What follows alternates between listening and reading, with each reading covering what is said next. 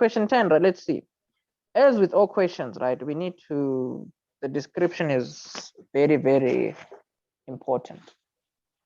Like the way you look at your description is very important. You don't wanna, you know, what you may call, you don't wanna underestimate your description.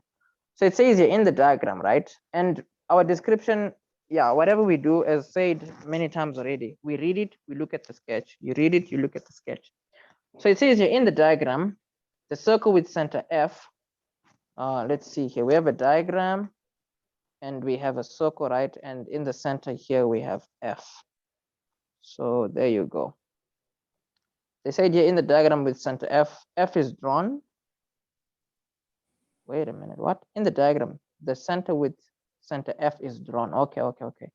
Then they said points A, B, C, and D. Okay, what are those points and where are they? There is A, okay, B, C, and D. So already just by drawing these points, a lot of things are already coming in mind. For example, B is an angle that is subtended by AD. C is also an angle that's subtended by AD. So automatically, these are equal to each other. We don't have to read the whole description for us to start spotting things that are equal, you see. So furthermore, as long as we can see that there is C here being subtended by DE, another thing that is easy to spot is that F1 is subtended by AD as well. So automatically we know that this one is double C, and it is also double angle B. Does that make sense? Yeah, because of our theorems. You see, this is where Dr. Cape Town comes in: diameters, radiuses, cyclic quads, parallel lines, and tangents. So what we're dealing with here is like the radius lengths. This is a radius, this is a radius. So we need to be conscious of where they are going, so that we are conscious of what is half, what is equal, all that. So let's see what else here. They say they lie on the circle. Fine. One statement, or rather two sentences in, and we have like two theorems that we have identified. Next here it says chords AC and BD. Where is AC? AC and BD intersect at E. Okay, fine. There's a point of intersection here, which is cutting this into four sides. 1, 2, 3, 4. And then it says here they intersect at E such that EC, where is EC?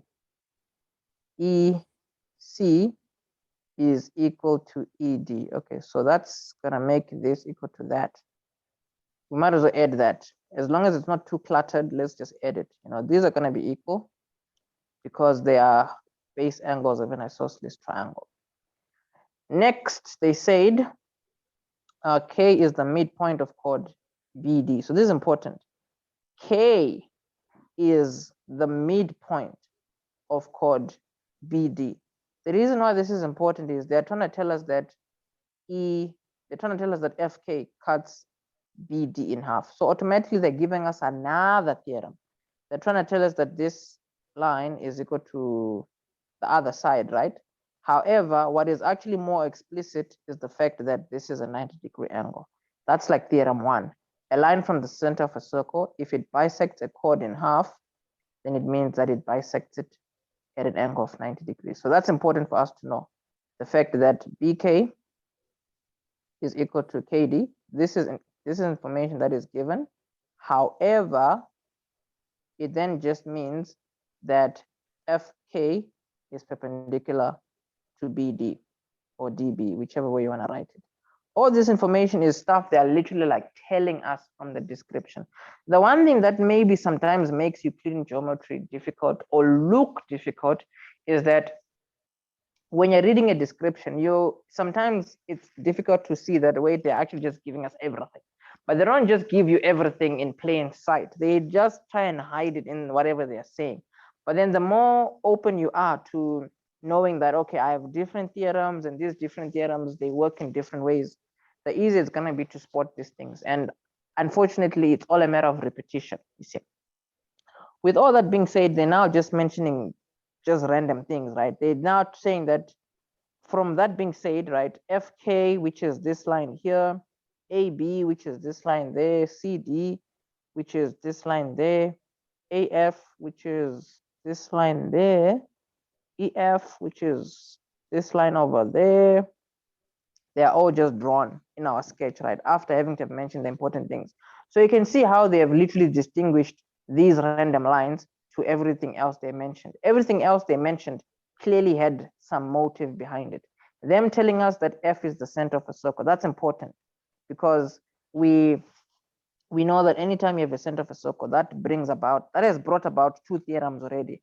A line from the center of a circle, if it bisects a chord in half, it meets it at an angle of 90 degrees. That's one thing. Secondly, we have an angle at the center of a circle. That's another thing, you see, meaning it's double this one, meaning it's double that one. So any information that is somewhat important, you can see it's spaced out from just this random information. So you want to really take note of that. Lastly, they have told us that B is equal to X. So we've spent a good 3-4 minutes just talking about the description, but it's all worth it, because these questions that we're going to have to answer, all of them, they are almost going to be, I don't know, it's just going to be pop and place. So the first thing for 4 marks or 2 is they say determine with reasons the size of each of the following in terms of X. So the first one is F1. Where is F1? F1 is down here. And from what we were talking about, it's so plain to see what F1 is going to be. And it's going to give us the 2 marks immediately. We have said that it is just double whatever this is. So we know this is 2x. We're going to say it's 2x, and we just have to give a reason. So we're going to say this is 2x. The reason is angle at the center of a circle is double the angle of the circumference. But in short, we can just write angle at the center of the circle. So here, F1, we're writing it out as equal to B. The reason there is just angle at the center of a circle. There you go. Angle at the center of a circle. Moving on to B.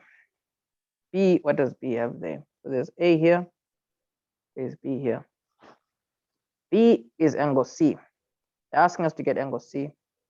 And we already, while doing the description, we already stated what C is. So this is to also highlight that in as much as your description sometimes seems like it's a waste of time, it's really not.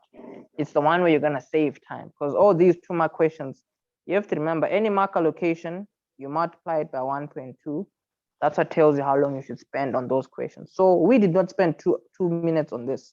We're definitely not gonna spend 2 minutes on that, you see. All that time we spent it in the description, so we can like bank that time when we are at those questions. So C here, we can see that C is equal to, we can say it's equal to B, which is also then making it equal to X. The reason there is just going to be angles in the same segment. There you go. So with that being said, we can move on to the next questions. I don't want to make this too long because it's